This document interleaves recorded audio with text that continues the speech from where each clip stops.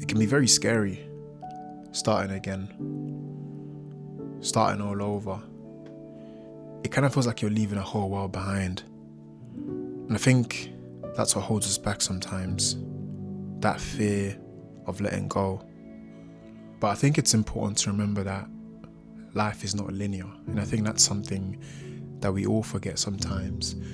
We kind of expect our lives to be like a straight line, and all our goals, all our wants, we have like a clear, straight path towards them, and we always end up achieving them. But unfortunately, that's not how reality works. More often than not, it's not just a straight line. Sometimes the path that we started on, that we wanted to take, that we were so passionate about, sometimes we get to a point where we realize that, you know what, that's not the path that I want to take anymore, or that path is not for me anymore. You know, we all grow as people, we all change, and sometimes our values change, sometimes our passions change. And it can get to a point where you find yourself in this place where you realize the thing that I spent my whole life chasing or my whole life fighting for, it doesn't really align with who I am anymore, and it's not something that I want to pursue anymore. And when we get to that point, what usually happens is we're in denial for a little bit, for quite a bit actually, because we spent our whole lives valuing this thing, valuing this passion, valuing this goal. And so now being at a point where we don't see that same value anymore, it can be very shocking to the system, and it can be very intimidating, to be honest, because it would mean letting go of years and years and years of effort that we've put into this thing, and we don't want it to feel like a waste. We don't want it to feel like it was all for nothing. And that's why this quote from Joseph Campbell resonates so well with me.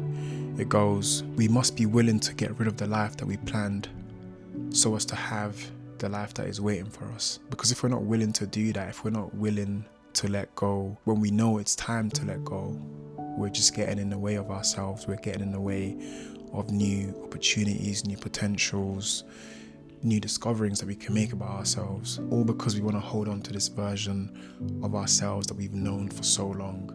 And it obviously feels uncomfortable to make such a big change. And it takes courage to make that big change. It takes courage to kind of admit that maybe that path is over and it's time to look for a new path or start a new path, a new journey. And I'm pretty sure a lot of you can relate to this. I'm pretty sure there's been a point in your life where you've kind of had to come to a realization that maybe something that used to bring you a lot of joy, used to bring you a lot of passion, it just doesn't have that same effect on you anymore, and it's kind of time to let it go. I had that with football, to be fair. For me, football was everything. And it's funny thinking about this now, because there was a version of me in the past who couldn't imagine myself doing anything other than playing football.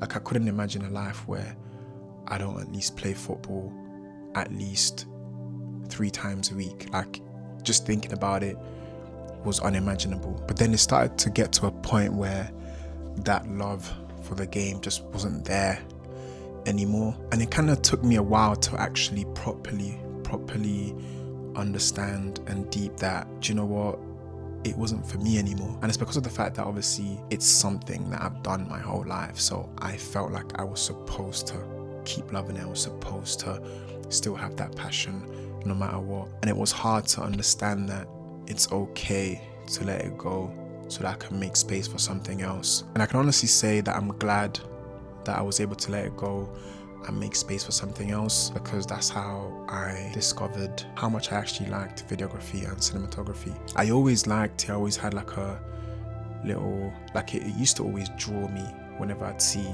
you know, anything cinematic or any sort of content on social media.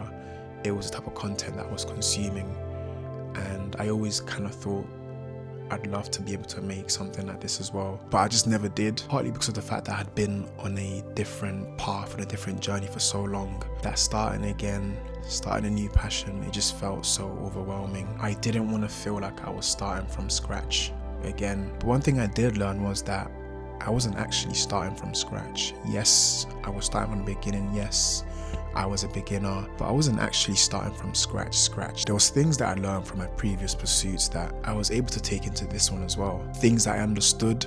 For example, I knew that it wasn't going to be a quick process. I knew I wasn't gonna learn everything overnight, but what I did know was that in order to improve at anything, I would have had to put in the hours, the repetition, the practice, all things that I learned from football. And there was many other things as well. For example, resilience, knowing that even though things aren't going the way that I want them to go right now, if I just keep practicing, eventually I will get to a point where I'm able to do, or I'm able to create the way that I want to. And I think a lot of us, what scares us from starting over again is also other people's opinions. Whenever you're starting something new, you've always got that shadow over you, which is what other people might think.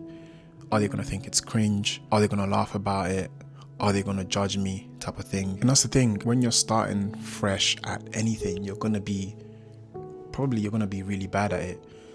People might judge you, but that's okay. There's nothing wrong with being bad at something in the beginning. We all have to go through it. I remember when I first showed my friends that I was into cinematography and videography, and I'd sort of sometimes show them my videos.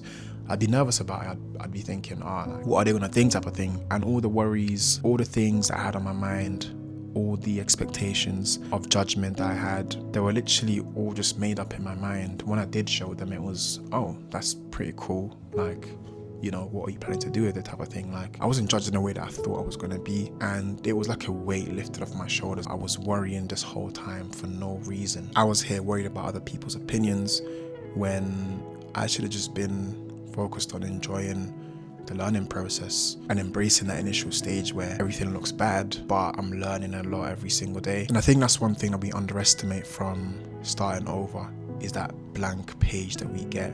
We're able to learn so much, we're able to take in so much information, because it's almost like a new blank canvas that we can do whatever we want with. And I have to be honest, those times were when I was enjoying myself the most.